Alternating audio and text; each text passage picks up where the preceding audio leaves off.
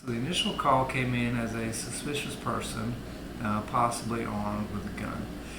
Initially, the officers were given information that there were two suspects in the area of the hospital by Briarcliff and Watson Boulevard, that they were carrying black bags. One of the black bags looked to be a longer bag, and that one of the witnesses has said that they observed one of the suspects with a handgun that he pulled out of the back of his waistband at the time.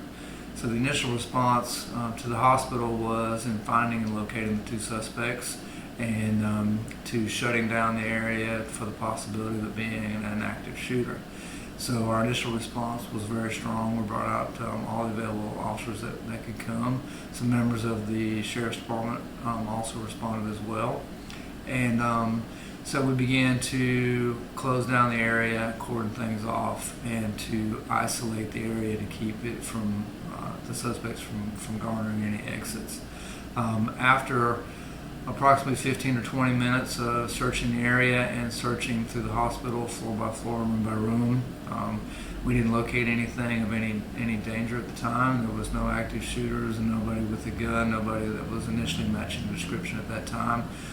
So after conferring with the hospital and going through the video and trying to find out where the suspects may have gone or what we could locate, then at that point we started backing away from the hospital. We left a couple of units on scene and left several in the neighborhoods because of checking the neighborhood areas and the schools that would be nearby. After about 30 minutes to an hour, we went back through and started going back through the hospital again.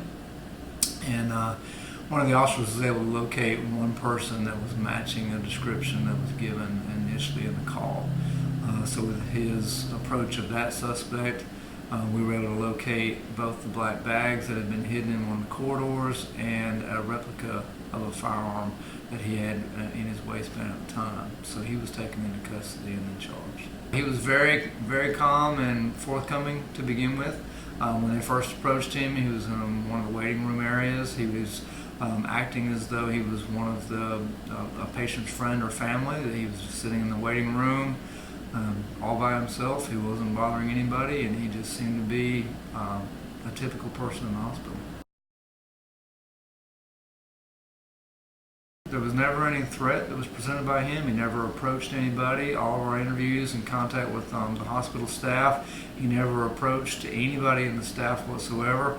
He or the other suspect never made any moves or anything once they came into the hospital that even alerted any of the hospital staff. As we questioned and looked for the suspects, nobody had even noticed seeing the two of them.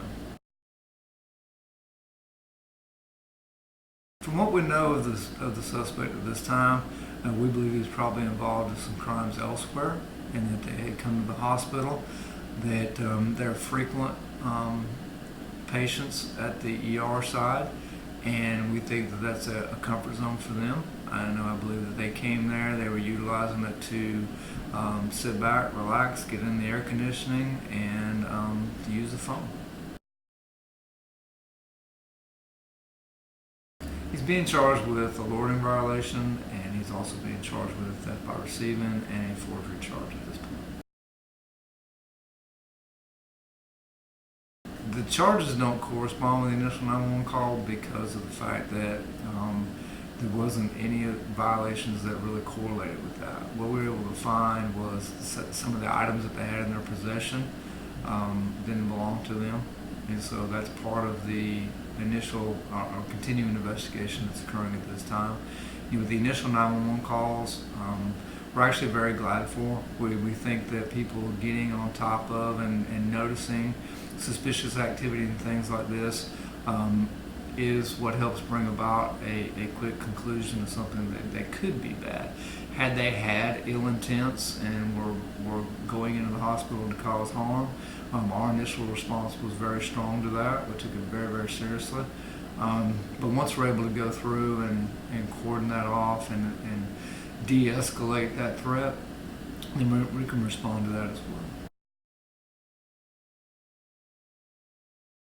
Well, to the callers, they noticed that there were two people, both of them carrying black bags. One of the black bags appeared to be a longer bag that could possibly contain a long gun, and the observation of an actual weapon. We do observe people in Warner Robins that have concealed carry permits. You have people that have an open carry right, and they carry weapons, and usually they're holstered and on their person. So if somebody's got an actual weapon in their hand and they've pulled it out to where it's observable to the public, then that's a different story.